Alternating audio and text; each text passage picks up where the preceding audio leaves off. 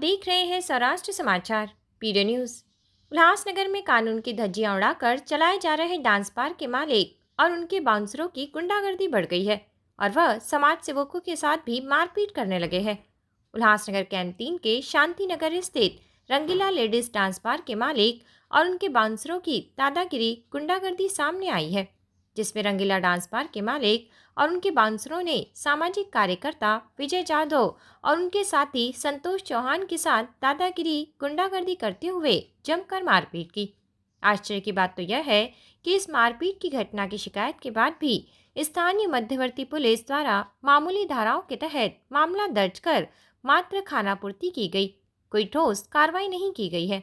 ऐसा आरोप पीड़ित शिकायतकर्ता विजय जाधव ने किया है।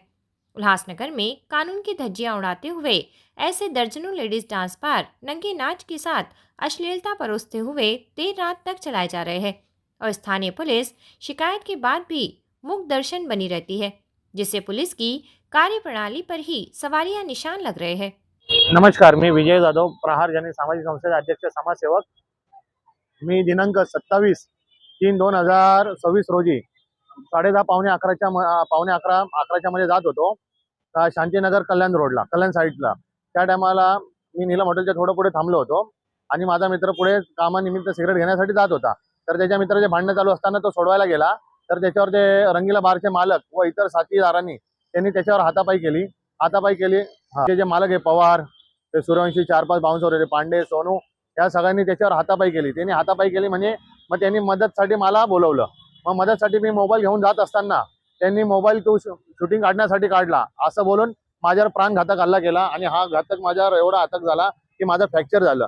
फ्रॅक्चर आल्याचं मागचं कारण काय नाही, कारण की ते डान्स बार चालवता आणि आपण खाली रस्त्यावरून जात होतो, तर त्यांचं म्हणणं की आमचा डान्स बार चालू आहे, आम्हाला कोणाला सांगायचं नाही, तुम्ही व्हिडिओ व्हायरल करता डान्स बारचे, असा त्यांचा मागचा मतलब होता। आणि त्याच्यानंतर मग मला जे लागल्यानंतर मी रिक्षा पकडून तिथं सेंट्रल हॉस्पिटलला गेलो।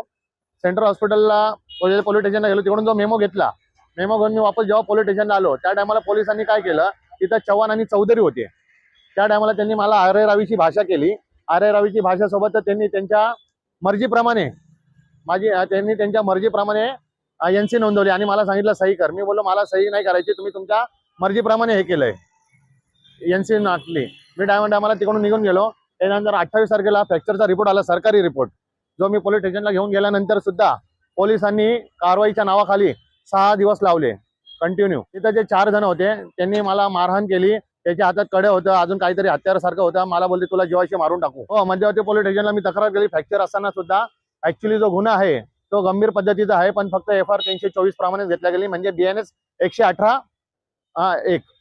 आरोपीचं नाव हे पवार, डान्स बारचे मालक व त्यांचे इतर साथी पांडे, सोनू, सूर्यवंशी, हे सगळे बाउन्सर गुंडा गँग घेऊन फिरता आणि त्यांची एवढी दहशत आहे की पोलिस सुद्धा त्यांची FR घ्यायला 5 ते 6 दिवस लावतात। आपला मागणी काय, कारण की जर आज साधारण माणसावर जर असे रस्त्यावर हल्ले होत असणार तर आपलं प्रशासन काय करतं, या बारवाल्यांना नेमकं मागे आसरा कोण घालतंय, याचा पूर्ण तपास व्हायला पाहिजे। ऐसी ही ताज़ा तरीन खबरों के लिए कृपया हमारे चैनल को लाइक, शेयर और सब्सक्राइब करिए और अपने आसपास की खबरों और अपने सामाजिक, सांस्कृतिक, शैक्षणिक और व्यापारिक प्रतिष्ठानों के प्रचार प्रसार हेतु मोबाइल नंबर 7208492241 एवं 9321652352 पर संपर्क करिए और देखते रहिए पीडीओ न्यूज सौराष्ट्र समाचार।